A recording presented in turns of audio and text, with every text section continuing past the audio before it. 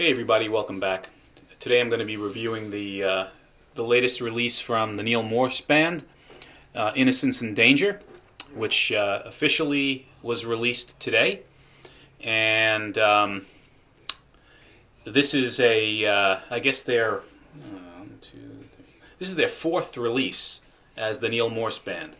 And the two previous releases were concept efforts, long, excellent concept in nature releases, being The Similitude of a Dream, which was released in 2016, and The Great Adventure, which was a follow-up to that.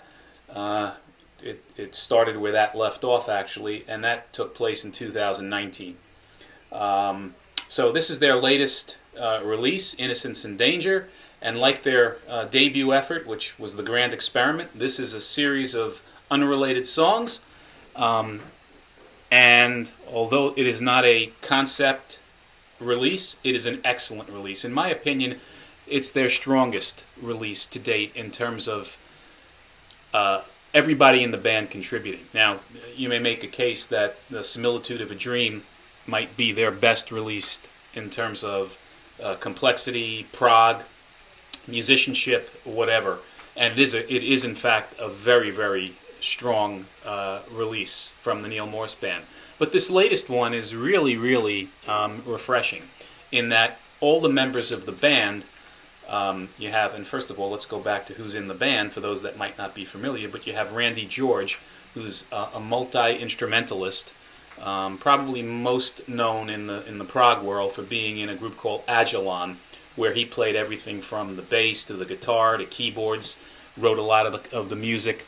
It was a Christian band trio that were excellent and wrote some really, really fantastic compositions. Not many people know of them. So you have Randy George playing bass in the band. You've got Bill Hubauer, who's been with them for a while now, playing keyboards and background vocals, and in some cases lead vocals. Bill is a tremendous vocalist as well as musician. And you have, of course, Mike Portnoy, who everybody knows, Extreme Theater, on drums. And Eric Gillette, who is, again, another multi-instrumentalist. Phenomenal guitar player. Equally as good, believe it or not, drummer. And plays keyboards, plays bass, he plays it all. In fact, some of his previous releases, his solo releases, he's done just that. So you got Eric Gillette on guitar. And of course, the maestro, Neal Morse, running the show as quarterback. So this new release is an excellent amalgamation of all of the different styles of these excellent musicians coming together. And really, this is the true definition of synergy on this particular release. Really, really good stuff. So it's 2 discs. And it's interesting that it is 2 discs, because the first disc has most of the shorter tracks, ranging anywhere from 4 minutes, I believe, and change, which is the shortest track, in upwards of 8 minutes for the longer tracks. But that's the first CD, and it's mostly comprised of poppy melodic tunes. There's some prog in there in terms of the style of music, but they're very, very consumable, short compositions. And then it goes into the second CD, which has 2 tracks on it, and those are the epics. And both of those tracks, one of them is 19 minutes and change, and the other is 31 minutes and change. But let's go over the individual tracks themselves on the CD and give you a feel for what you're in for with Innocence and Danger. So we've already been teased with 3 videos that were released by the Neal Morse band for probably over a month now, and those are the first 3 tracks on the CD. The first one it opens up with is "Do It All Again," which is a phenomenal song. You can check the video out on YouTube. Very Genesis, uplifting Genesis type stuff. Post Peter Gabriel Genesis. Really, really excellent track in terms of the chorus, the melody, etc.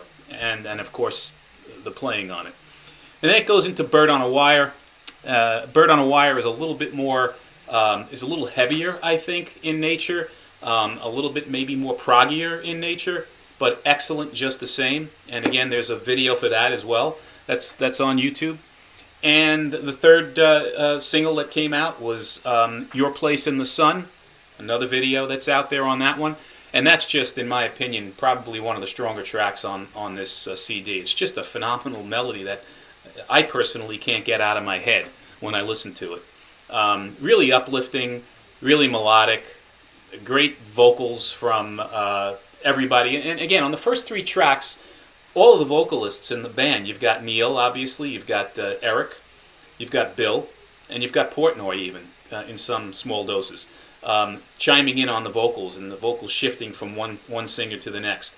And it really comes off very well. They complement each other well, their voices flow together extremely well, and it just really adds to the depth and flavor of the overall end result of the songs. I think it's a great mix. So you've got Your Place in the Sun, which starts off with Eric singing, and his voice is just perfect for that song. He really does a great job, and the harmonies and the other vocalists that come in the band on that song are just great. From there it goes to Another Story to Tell, and that's the fourth song on the CD. And here again, in my personal opinion, it has a very post-Peter Gabriel Genesis-like feel to the song. Poppy track, great musicianship as all of these tracks have, and the vocals, it's a Neal Morse led tune, are great. And then from there we go into The Way It Had to Be, and that has to be, again, one of my favorite tracks on the new Innocence and Danger CD. This is very Pink Floyd, Dark Side of the Moonish in terms of the structure of the song. As soon as it starts, you'll hear what I'm saying in terms of tie-ins to Pink Floyd. Eric sings this one. It contains the reference to the title in this particular song, Innocence and Danger, and it's just a great song lyrically. It's a great song musically. Eric Gillette shines from a vocal standpoint on this one, as well as he does on guitar throughout this entire CD. This CD is a perfect platform for Eric to shine. He's got some of Eric's, I should say, best guitar work in the Neal Morse band is on this release. Just really, really fluid, melodic, fast, but yet tasteful guitar work. Really, really good stuff. My hat's off to Mr. Gillette, as well as the rest of the band. I mean, they all shine on this one.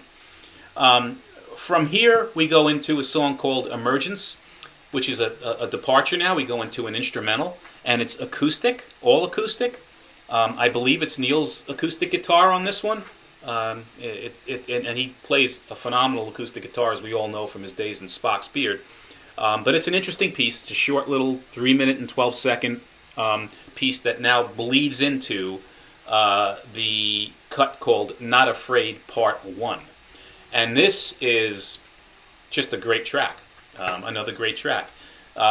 Phenomenal harmonies, very Crosby, Stills, and Nash-like layers and textured layers of vocals throughout this piece. Just really, really good. In fact, for those of you that are Spock's Beards fans and are familiar with the track June, with, again, those layered vocals on an acoustic background, this is June-like in terms of the Neal Morse band. Very, very reminiscent of that type of a song, that same vibe. And I love it. And then after Not Afraid Part 1, we go into the final track on CD number 1, which is an interesting pick for me, personally. Not that it's a bad track, just that, in my personal opinion, I'm not sure why this was selected and how it fits with the rest of the two CDs, but it is, again, it might still need to grow on me, but it's Bridge Over Troubled Water. They do their version of Bridge Over Troubled Water to end the first CD. And again, it's not like the Simon and Garfunkel Bridge Over Troubled Water, although you can certainly understand and hear that it's the same song.